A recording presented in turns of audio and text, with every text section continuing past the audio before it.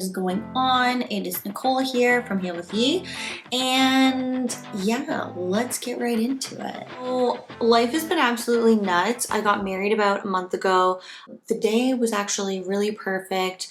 I ended up receiving some really sad news that my grandmother passed away on the morning of, so that's been extremely hard to deal with, and that's kind of why I've taken some time off of, just socials in general. It's just been really hard to associate that, right? So like even when like our 1 month came up, it was also 1 month since she had passed. And now, as time goes on, that anniversary will always be shared with the memory of her. In some ways, it's like a blessing where we can always celebrate her while we're celebrating us. And one of the ways that I am really trying to look at things is that her and my grandfather have been married for 74 years. It's been a long time. So they almost were married for 75 years. And she was 94. And so one of, like the more serious conversations that I had with her was a few months ago, and we went over, and she said right before we left, "I hope you have a marriage like mine." And so that means so much to me. And when we were at the funeral and stuff, my dad said like she was passing on the torch to me. And other people have said things like, maybe that was her way of being able to be there on that day, because otherwise, she would have been just in the hospital. And so I'm trying really hard to, find a good way to deal with everything and accept it. Obviously, grief is hard, losing somebody is hard, and then, sharing that with the wedding day makes it even more challenging and complicated. My feelings towards it are very complicated too, but I'm just doing my best to try to, work through it as best as I can. A lot of our guests that we had there said that they saw a white butterfly flying around and a hawk. And my husband, his dad also passed away a couple years ago. And so I always told him, if your dad were to come back, he would come back as a bird. And so I feel like he was really watching down on us that day. And at the time, we didn't exactly know who the white butterfly was, but now, it all kind of makes a little bit more sense. Looking back on everything, the way that things turned out ended up being like so beyond anything that I could have ever imagined. Like I never thought that I would be able to have such a huge wedding. I originally wanted to have like, the whole city hall quick in and out type of thing, but I'm really glad that we made a day of it, and we had such a perfect day. We had all of our friends and family, and like, even more people than we could have ever imagined. I truly never thought that I would ever have a wedding like this, let alone get married. And I think a lot of it has to do with like just feeling like undeserving of things, or like I can't have something like that because like I'm not worth it, or it's stuff that I've been working on for a while now. And being in the relationship that I'm in, he is so supportive of me, he's very uplifting, so loving, and like some of those traumas and stuff that I carry from a long time ago are starting to finally heal. And now I'm seeing like, yes, I do deserve to have a day like that, just the same way that everybody else does. Like no one would ever say like you don't deserve to have a beautiful wedding. And if they do, then that's not the kind of energy or the type of people that you want to have. And so speaking about energy, I have been trying to pay attention more to my energy, where I'm spending it, who I'm spending it with, how I feel after I see certain people, how I feel after doing certain tasks, what lights me up, what doesn't. One of the things that I've noticed recently with my energy is that since the wedding, it's been a lot lower than normal. And one of the things that I can attribute that to is I have been super inconsistent with my eating. I wish I could say I was doing well with it, but I'm not. It's not good.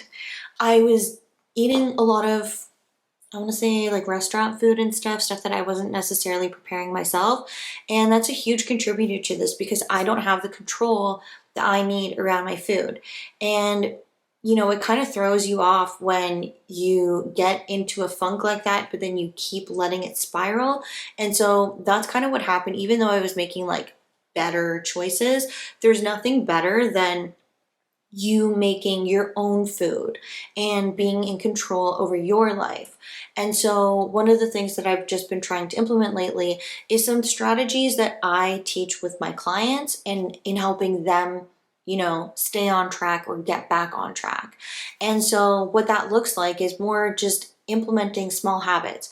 So these habits that I'm implementing are, I'm not giving myself a set schedule or a workout plan right now because first I need to prove to myself that I can actually just show up in general. So I've been committing myself to doing 30 minutes of activity or movement a day.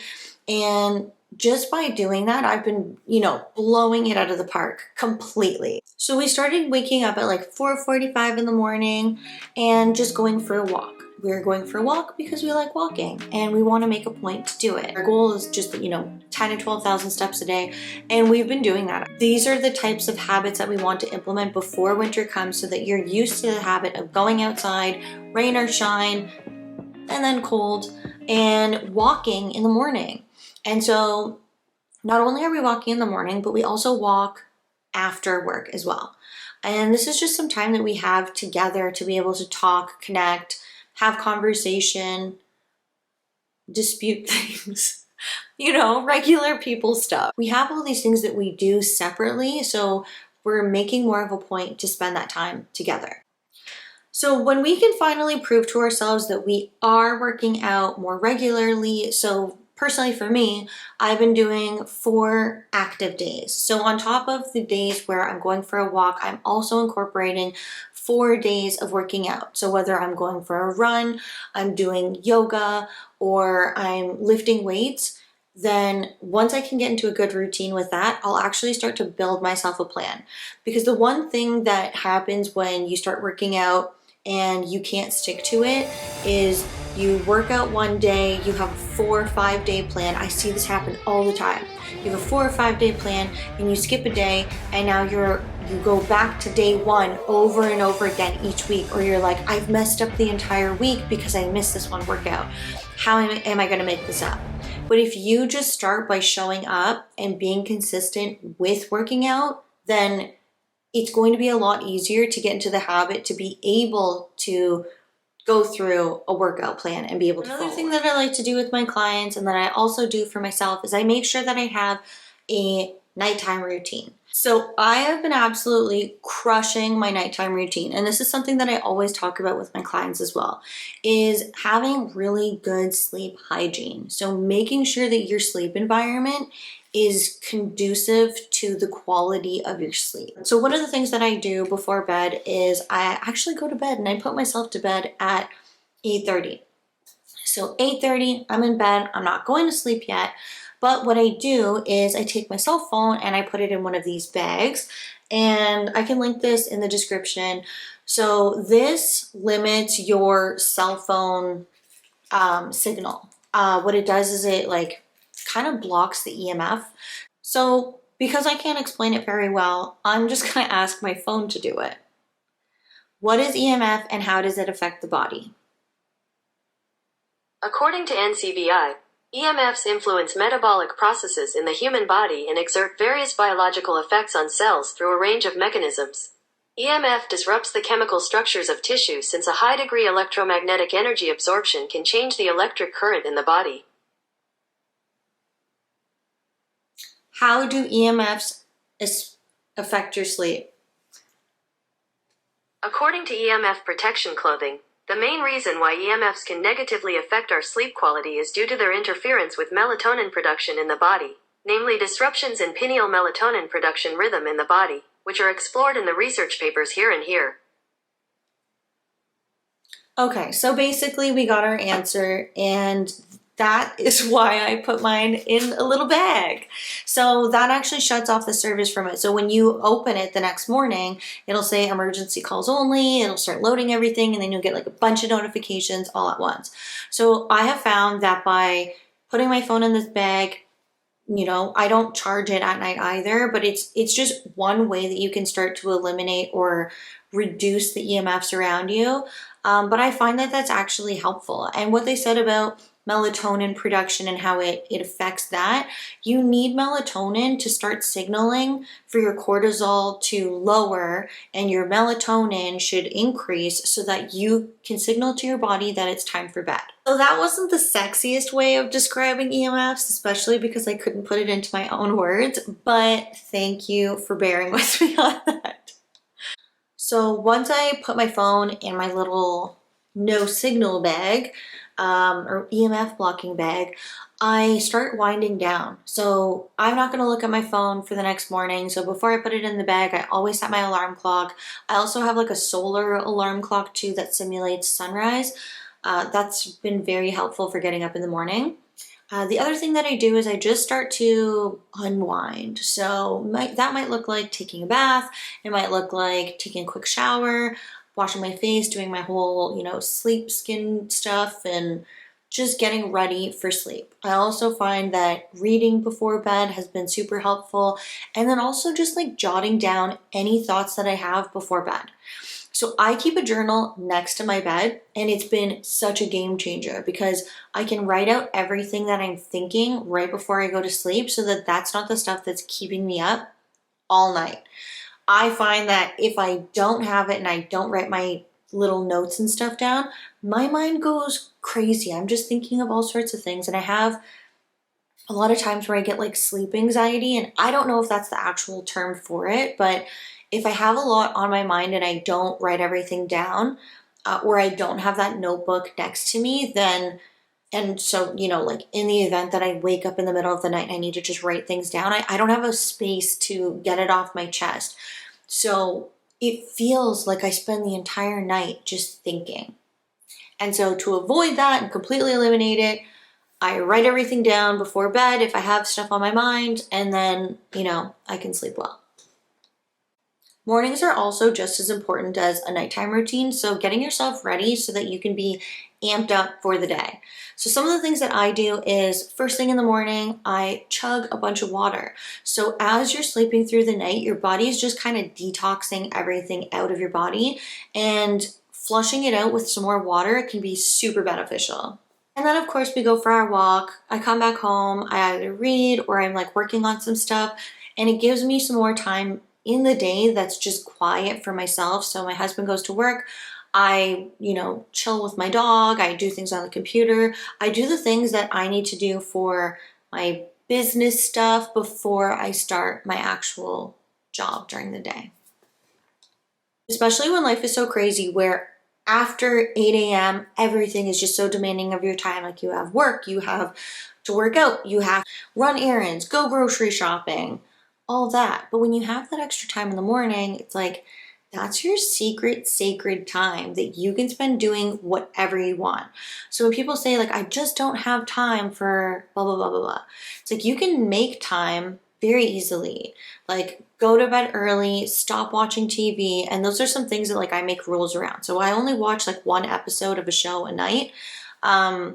If I'm watching a show like The Bachelorette, it'll take me like 3-4 days to actually watch one episode because I just give myself enough time just to watch a little bit of it before I move on to the next thing that I'm going to do. I don't want to be spending my whole time binge watching things and just spending so much time being consumed with, all of these things when I could be focusing and like working on things that are going to help progress me in my own life. I tie my habit with what I want to do. So like I want to watch this show, so now I'm going to work out while I'm watching the show. And if it means that it takes me 4 days to watch it because it took me 3 or 4 30-minute workouts in a week, then that's just how long it takes. But then, you pair the two together, you get to do something you want and then do something you want to do. That idea came from Atomic Habits, which I really, really love. It's such a great book, and I recommend it to anybody who is just looking to, start to get better, to work on their goals, and just improve overall with like building habits and processes that are going to lead you to success. So next week, we're actually leaving to go to Italy for 15 days. I'm super excited about that. And you know what? Right now, the only thing that I'm focusing on is just getting my steps in and my workouts, drinking my water, making sure that I'm like eating enough protein, and everything else is just, it doesn't matter to me. I don't need to be on a super strict meal plan. I don't need to be hitting, you know, my macros. Like, this is a time where I can just enjoy myself and go to Italy, enjoy all the carbs. Are you kidding me? Why? I could just never imagine being like, I'm going to Italy and I'm going to stay keto. And like, I'm sure it's possible, but you're also probably missing out on a huge, huge part. And so for me, being non restrictive is like the most important thing, especially as a coach. So, following in line with what people's lifestyles are doing. If I put you in a box, but you don't want to be there, you're not going to succeed at it. So if I say I'm going to go to Italy and I'm going to be keto, I'm setting myself up for failure because, yeah, I might be able to do it for a day or two, but I guarantee you I will probably be miserable by looking at all the food, or I will crack under pressure and have, a bunch of Aperol spritzes and a bunch of pasta and like eat until I'm so sick. So for me, it's not worth it to do that. All I can do is focus on these. And so with that, I leave you with, don't be so hard on yourself. If you are thinking about going into some coaching or doing a transformation, I will be taking on clients in September, the end of September and beginning of October. And I'll also have a really awesome ebook that I've been working so hard on that's coming out, and it's really just about how to speed up your metabolism. So I break it down into 4 easy steps to follow. There's so much information on, what causes you to have a slow metabolism, the ways in which that you can start speeding it up, and just tips and tricks that you can do that you can implement into your life to make sure that you're making the most change in a simple way. So it's not overcomplicating it, saying you need to take this supplement, that supplement. There's actually like none of that involved. It's like, what can you do to naturally speed up your metabolism, get it working optimally, and just making sure that, it's a simple process to follow. There's workouts in there, recipes, meal plans. There's everything that you could think of that you would need in order to try to work on fixing your metabolism. Everything that you need is in my ebook. So yeah, be sure to snag that for $7. This is what I do with my clients. It's the closest thing that you'll get to one-on-one coaching with me, other than actually signing up for that. So stay tuned for September, October, when I actually launch my coaching, but you'll be able to grab that ebook before that. All right, don't forget to hit the subscribe button, like, share, do whatever you gotta do.